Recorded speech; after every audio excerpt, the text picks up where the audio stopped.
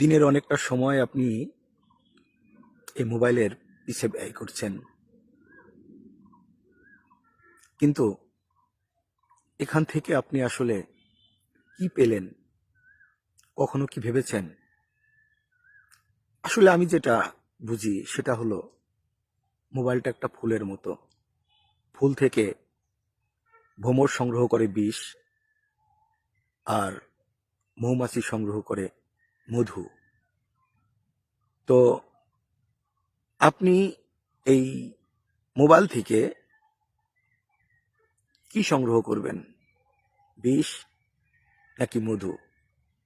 আপনি যদি বিষ সংগ্রহ করেন, আপনি আজে বাজে ভিডিও দেখবেন, আজে বাজে ছবি দেখবেন, সেগুলো আপনার মনের মধ্যে একটা ইফেক্ট সৃষ্টি করবে। আপনার ব্যবহারটাও বিষের মতোই হবে, মন মানসিকতাও বিষের মতোই হবে। আর যখনই আপনি ভালো ভালো ভিডিও দেখবেন, ভালো ভালো কন্টেন্ট নিজে তৈরি করবেন,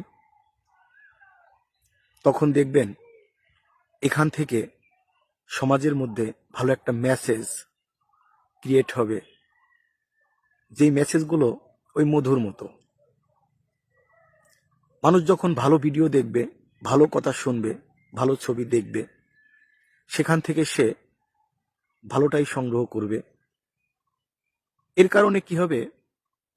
তার চলা বলা, মন মানসিকতা অনেকটাই ওই মধুর মতো হবে। এখন আপনি চিন্তা করুন, আসলে আপনি কি ভ্রমর হবেন নাকি মৌমাছি?